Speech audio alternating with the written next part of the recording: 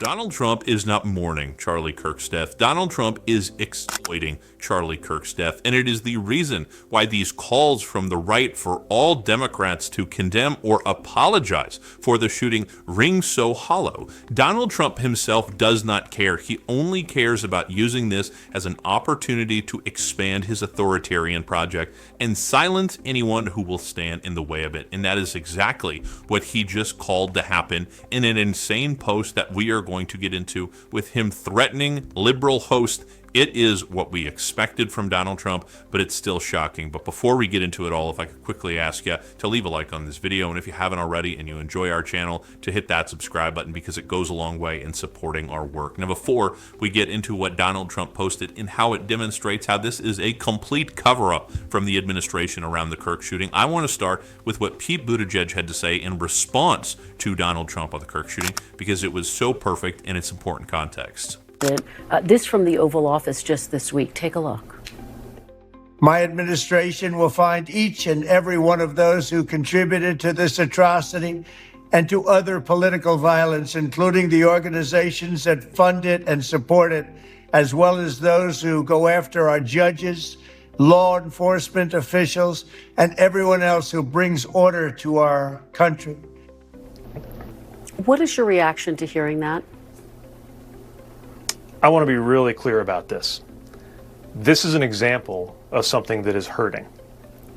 We're not getting the leadership that we need to bring this country together from the White House. And in order to turn the tide of political violence, yes, we have to reject those who commit political violence. Yes, we have to reject those who celebrate or promote political violence. But also, in order to deprive political violence of its power, we have to reject anyone who would try to exploit political violence. The response to this cannot be for the government to crack down on individuals or groups, not because of violence, but because they challenge the government politically. We need to have free and open political debate and a healthy political process in this country. And by the way, just like an overwhelming majority of Americans reject violence, an overwhelming majority of Americans, left, right, and center, believe that the government should not be cracking down on its political opponents because they are political opponents. Not in the United States of America. Not ever.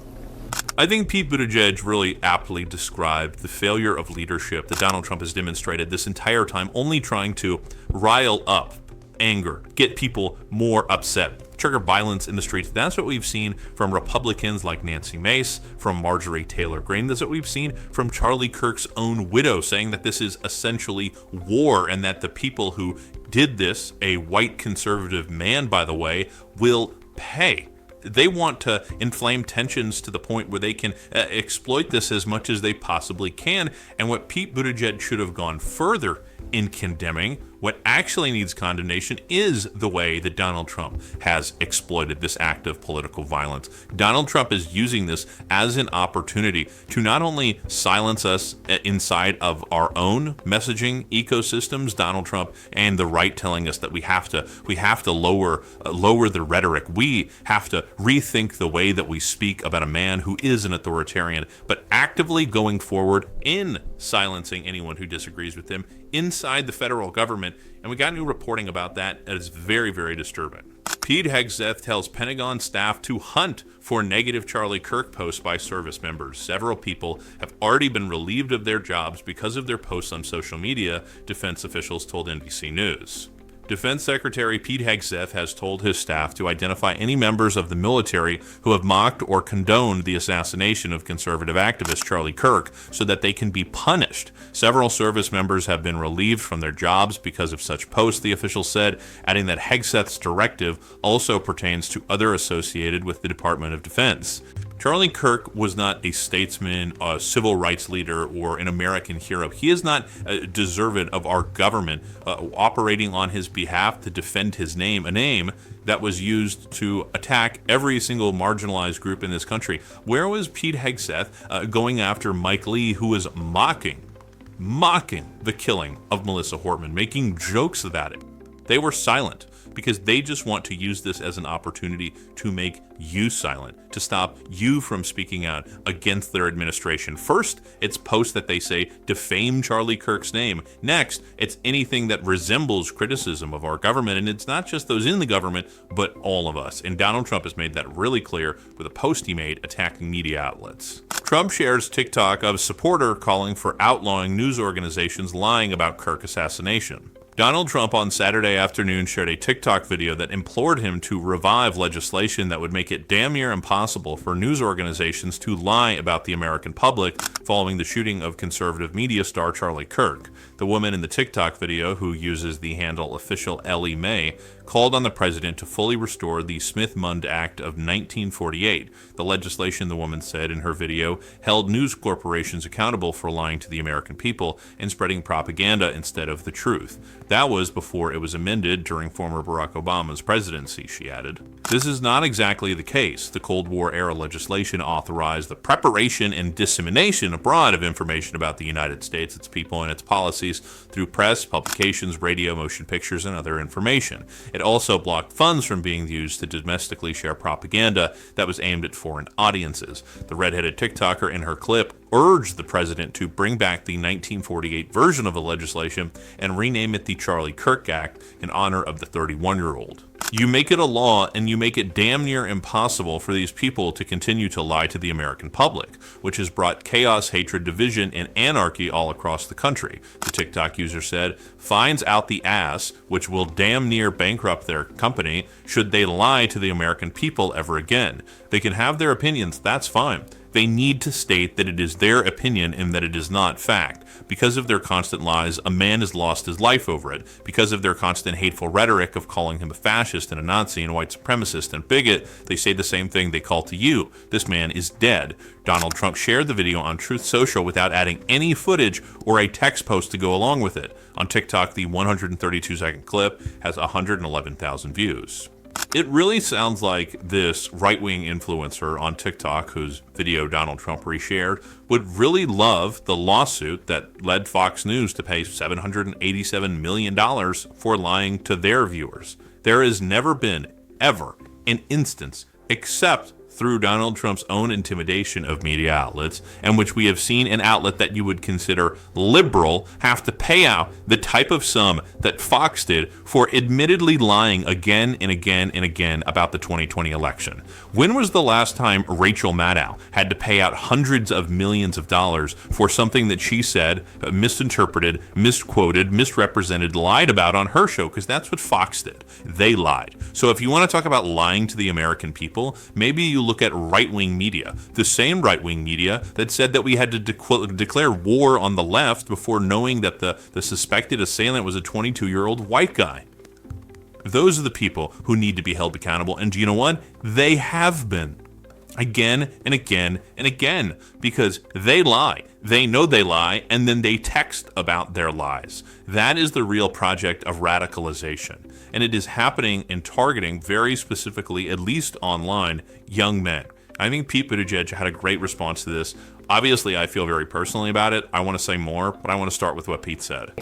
Look, every time there's one of these killings, in a summer that began with the assassination in June of a Democratic lawmaker by somebody with a kill list of Democrats, and is ending the September with the assassination of a conservative figure, and you go back through so many other cases, political and not of violence, there is not a consistent pattern of left versus right among the shooters, but there is a pattern where we see so many of these people are men, usually young men, who seem to spend more and more of their time in dark and twisted corners of the internet. And I think there is a sickness, not just the sickness of somebody who would pick up a gun and shoot someone, but I think a broader societal sickness that, frankly, I think you could see and feel in how many people around America, normal people, not dangerous people, were at a moment when we all should have still been praying for the victim and his family, were busy online praying for some shred of evidence that the shooter would turn out to be from the other political team. That is not healthy, and that is not a way forward, but that is exactly what the algorithm pushes us to do. And there certainly is an attempt and a project being built out both by large social media companies as well as the people who inhabit that ecosystem, because we talk so much and rightfully so, about what Meta does and what Google does, and how these companies, these monopolies over information and really our feelings online, control us. You know, we saw in a lawsuit, in reporting around Meta, that they were trying to make young women feel bad about how they looked. And they knew if they could do that, they could get them to stay on Instagram longer. Truly deranged, fucked up shit from Mark Zuckerberg. But it is not just the executives at the highest level who in the tech world say their biggest enemy is sleep. They're afraid of people going to sleep because then they won't use their platform.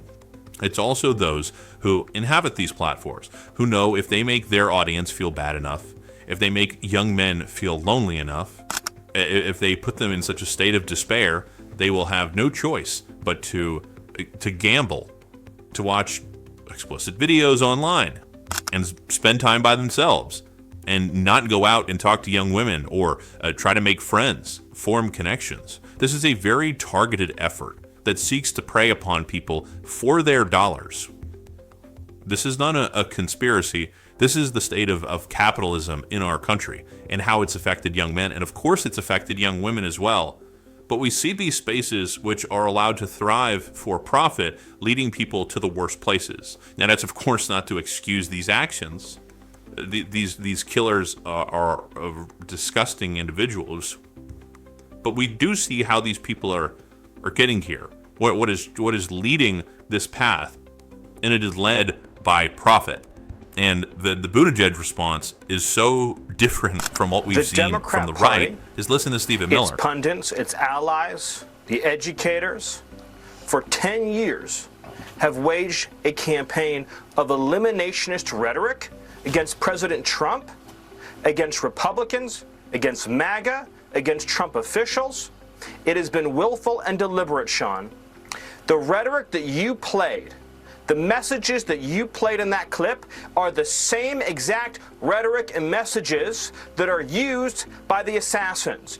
So on one hand, you have Pete Buttigieg, who is talking about how we need to root out what makes people so lonely. And on the other, you have Stephen Miller talking about how he wants to go after colleges and any project of multiculturalism to bring people together and see their differences.